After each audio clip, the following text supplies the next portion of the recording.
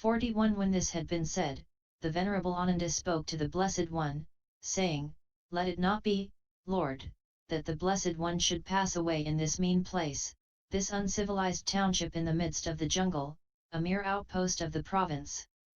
There are great cities, Lord, such as Kampa, Rajagaha, Savatthi, Sakata, Kozambi, and Benares. Let the Blessed One have his final passing away in one of those. For in those cities dwell many wealthy nobles and Brahmins and householders who are devotees of the Tathagata. And they will render due honor to the remains of the Tathagata." 42 Do not say that, Ananda. Do not say, this mean place, this uncivilized township in the midst of the jungle, a mere outpost of the province. In times long past, Ananda, there was a king by the name of Mahasutasana, who was a universal monarch, a king of righteousness, a conqueror of the four quarters of the earth, whose realm was established in security, and who was endowed with the 7 jewels. 53 And that King Mahasutasana, Ananda, had his royal residence here at Kusinara, which was then called Kusavatai, and it extended 12 yojanas from east to west, and 7 from north to south. 43 And mighty, Ananda, was Kusavatai, the capital, prosperous and well populated, much frequented by people, and abundantly provided with food. Just as the royal residence of the deities, Alakamanda, is mighty, prosperous, and well populated, much frequented by deities and abundantly provided with food, so was the royal capital of Kusavatai. 44 Kusavatai, Ananda, resounded unceasingly day and night with 10 sounds, the trumpeting of elephants, the neighing of horses, the rattling of chariots, the beating of drums and tabours, music and song, cheers, the clapping of hands, and cries of eat, drink, and be merry. Lamentation of the Mallas. 45 Go now, Ananda, to Kusinara and announce to the Mallas, today, Vaisethas, in the last watch of the night, the Tathagata's Parinibbana will take place. Approach, O Vaisethas, draw near. Do not be remorseful later at the thought, in our township it was that the Tathagata's Parinibbana took place, but we failed to see him at the end. So be it, Lord. And the Venerable Ananda prepared himself, and taking bowl and robe, went with a companion to Kusinara. 46 Now at that time the Mallas had gathered in the council hall for some public business. And the Venerable Ananda approached them and announced, today, Vaisethas, in the last watch of the night, the Tathagata's Parinibbana will take place. Approach, Vaisethas, draw near. Do not be remorseful later at the thought, in our township it was that the Tathagata's Parinibbana took place, but we failed to see him at the end. 47 When they heard the Venerable Ananda speak these words, the Mallas with their sons, their wives, and the wives of their sons, were sorely grieved at heart and afflicted, and some, with their hair all dishevelled, with arms uplifted in despair, wept, flinging themselves on the ground, they rolled from side to side, lamenting, too soon has the Blessed One come to his Parinibbana. Too soon has the Happy One come to his Parinibbana. Too soon will the eye of the world vanish from sight. 48 And thus afflicted and filled with grief, the Mallas, with their sons, their wives, and the wives of their sons, went to the Sala Grove, the recreation park of the Mallas, to the place where the Venerable Ananda was. 49 And the thought arose in the Venerable Ananda, if I were to allow the Mallas of Kusinara to pay reverence to the Blessed One by one, the night will have given place to dawn before they are all presented to him. Therefore let me divide them up according to clan, each family in a group, and so present them to the Blessed One thus, the Malla of such and such a name, Lord, with his wives and children, his attendants and his friends, pays homage at the feet of the Blessed One. 50 And the Venerable Ananda divided the Mallas up according to clan, each family in a group, and presented them to the Blessed One. So it was that the Venerable Ananda caused the Mallas of Kusinara to be presented to the Blessed One by clans, each family in a group, even in the first watch of the night. The last convert. 51 Now at that time a wandering ascetic named Subhada was dwelling at Kusinara. And Subhada the wandering ascetic heard it said, "Today in the third watch of the night, the parinibbana of the ascetic Gotama will take place."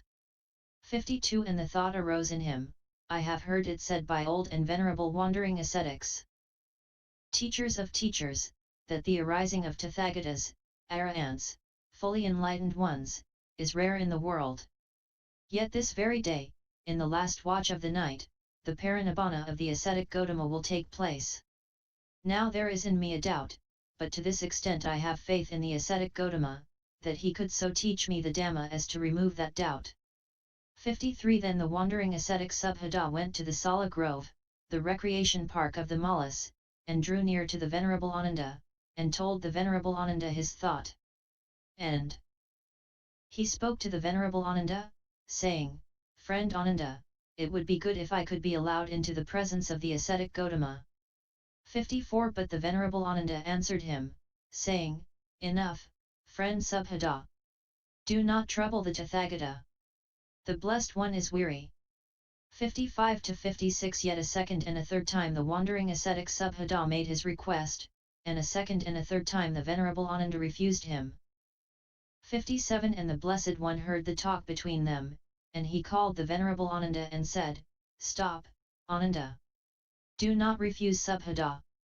Subhada, Ananda, may be allowed into the presence of the Tathagata. For whatever he will ask me, he will ask for the sake of knowledge, and not as an offence. And the answer I give him, that he will readily understand." 58 Thereupon the Venerable Ananda said to the wandering ascetic Subhada, "Go then, friend Subhada, the Blessed One gives you leave." 59 Then the wandering ascetic Subhada approached the Blessed One and saluted him courteously.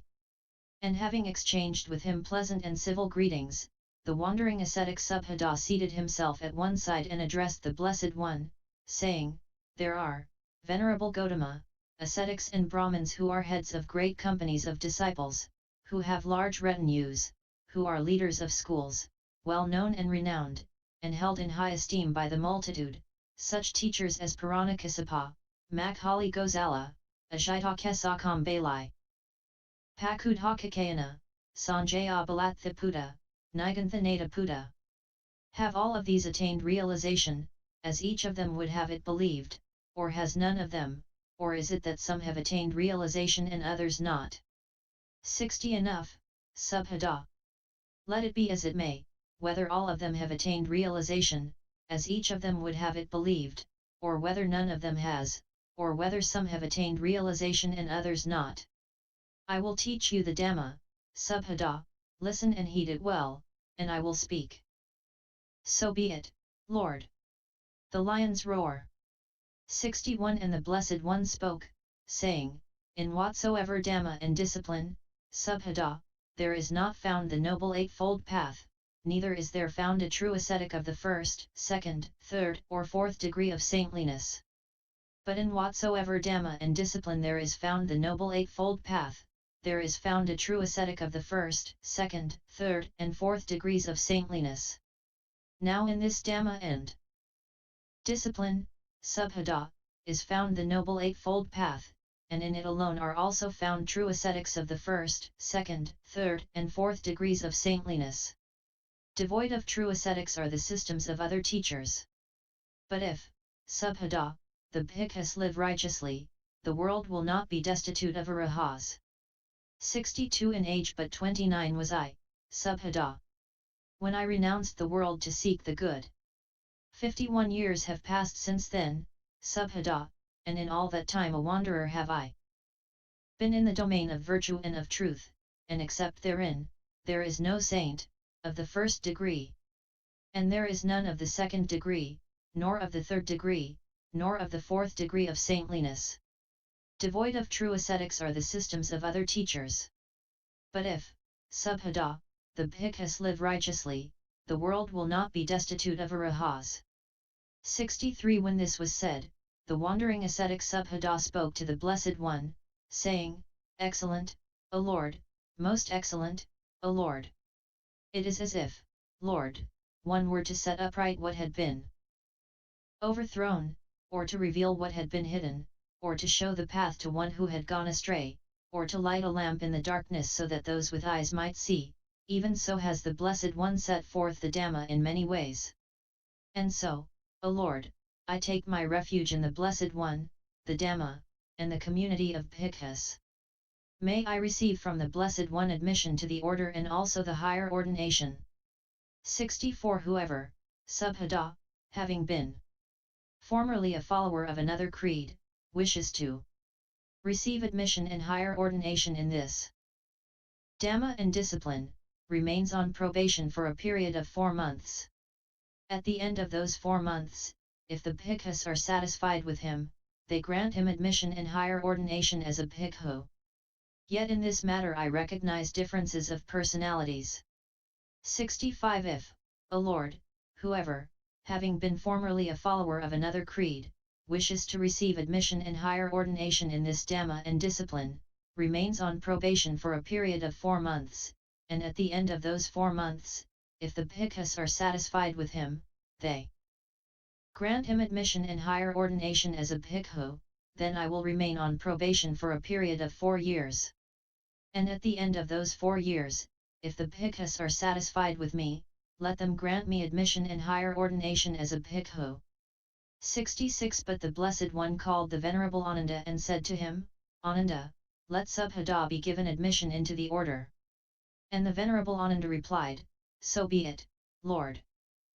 67. Then the wandering ascetic Subhada said to the Venerable Ananda, it is a gain to you, friend Ananda, a blessing, that in the presence of the Master himself you have received the sprinkling of ordination as a disciple.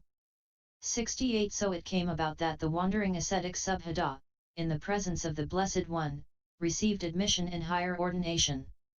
And from the time of his ordination the Venerable Subhada remained alone, secluded, heedful, ardent, and resolute.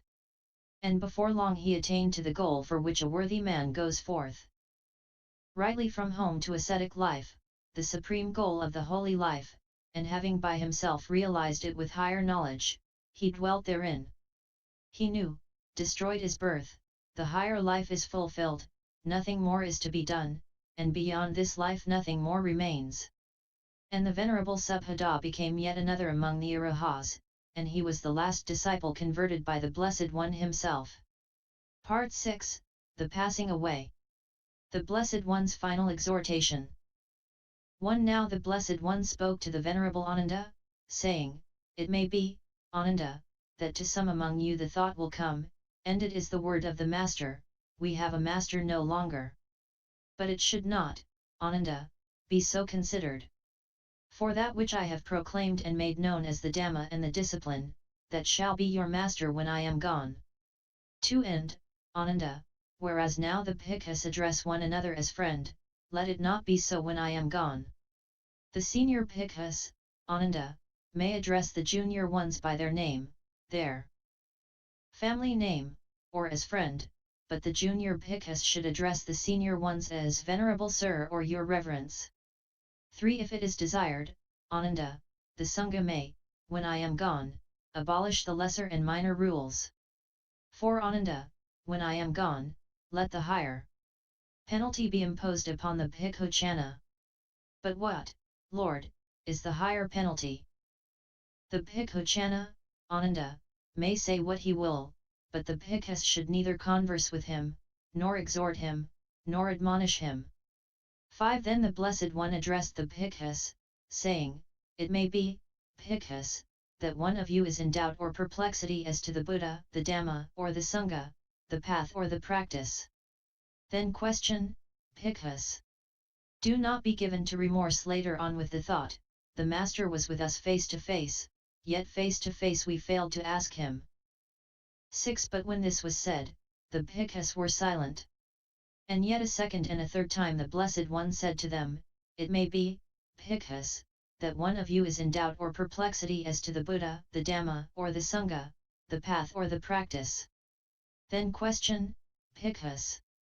Do not be given to remorse later on with the thought, the Master was with us face to face, yet face to face we failed to ask him. And for a second and a third time the bhikkhus were silent. Then the Blessed One said to them, it may be, bhikkhus, out of respect for the Master. that you ask no questions. Then, bhikkhus, let friend communicate it to friend. Yet still the bhikkhus were silent. 7 And the Venerable Ananda spoke to the Blessed One, saying, Marvelous it is, O Lord, most wonderful it is. This faith I have in the community of bhikkhus, that not even one bhikkhu is in doubt or perplexity as to the Buddha, the Dhamma, or the Sangha, the path or the practice. Out of faith, Ananda, you speak thus. But here, Ananda, the Tathagata knows for certain that among this community of bhikkhus there is not even one bhikkhu who is in doubt or perplexity as to the Buddha, the Dhamma, or the Sangha, the path or the practice. For, Ananda, among these 500 bhikkhus even the lowest is a stream enterer, secure from downfall, assured, and bound for enlightenment. 8 And the Blessed One addressed the bhikkhus, saying, Behold now, bhikkhus, I exhort you, all compounded things are subject to vanish. Strive with earnestness. This was the last word of the Tathagata. How the Blessed One passed into Nibbana. 9 And the Blessed One entered the first jhana. Rising from the first jhana, he entered the second jhana. Rising from the second jhana, he entered the third jhana. Rising from the third jhana, he entered the fourth jhana. And rising out of the fourth jhana, he entered the sphere of infinite space. Rising from the attainment of the sphere of infinite space, he entered the sphere of infinite consciousness. Rising from the attainment of the sphere of infinite consciousness, he entered the sphere of nothingness. Rising from the attainment of the sphere of nothingness, he entered the sphere of neither perception nor non-perception. And rising out of the attainment of the sphere of neither perception nor non-perception, he attained to the cessation of perception and feeling. 10 And the Venerable Ananda spoke to the Venerable Anuruddha, saying, Venerable Anuruddha, the Blessed One has passed away. No, friend Ananda, the Blessed One has not passed away. He has entered the state of the cessation of perception and feeling. 11 Then the Blessed One, rising from the cessation of perception and feeling, entered the sphere of neither perception nor non-perception. Rising from the attainment of the sphere of neither perception nor non-perception, he entered the sphere of nothingness. Rising from the attainment of the sphere of nothingness, he entered the sphere of infinite consciousness. Rising from the attainment of the sphere of infinite consciousness, he entered the sphere of infinite space. Rising from the attainment of the sphere of infinite space, he entered the fourth jhana. Rising from the fourth jhana, he entered the third jhana. Rising from the third jhana, he entered the second jhana. Rising from the second jhana, he entered the first jhana. Rising from the first jhana, he entered the second jhana. Rising from the second jhana, he entered the third jhana. Rising from the third jhana, he entered the fourth jhana. And, rising from the fourth jhana, the Blessed One immediately passed away. The World's Echo.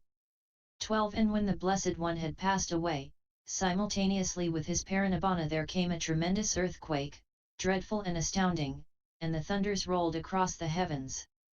13 And when the Blessed One had passed away, simultaneously with his parinibbana, Brahma Sahampati spoke this stanza. All must depart, all beings that have life must shed their compound forms. Yet, even one, a master such as he, a peerless being, powerful in wisdom, the enlightened one, has passed away. 14 And when the Blessed One had passed away, simultaneously with his parinibbana, Sakka, king of the gods, spoke this stanza. Transient are all compounded things, subject to arise and vanish, having come into existence they pass away, good is the peace when they forever cease. 15 And when the Blessed One had passed away, simultaneously with his parinibbana, the Venerable Anuruddha spoke this stanza. No movement of the breath, but with steadfast heart, free from desires and tranquil, so the sage comes to his end. By mortal pangs unshaken, his mind, like a flame extinguished, finds release. 16 And when the Blessed One had passed away, simultaneously with his parinibbana, the Venerable Ananda spoke this stanza. Then there was terror, and the hair stood up. When he, the all-accomplished one, the Buddha, passed away. 17 Then, when the Blessed One had passed away, some bhikkhus, not yet freed from passion, lifted up their arms and wept, and some, flinging themselves on the ground, rolled from side to side and wept, lamenting, too soon has the Blessed One come to his parinibbana. Too soon has the Happy One come to his parinibbana. Too soon has the eye of the world vanished from sight. But the bhikkhus who were freed from passion, mindful and clearly comprehending, reflected in this way, impermanent are all compounded things. How could this be otherwise? 18 And the Venerable Ananda addressed the bhikkhus, saying, Enough, friends! Do not grieve, do not lament. For has not the Blessed One declared that with all that is dear and beloved there must be change, separation and severance? Of that which is born, come into being, compounded and subject to decay, how can one say, may it not come to dissolution? The deities, friends, are aggrieved.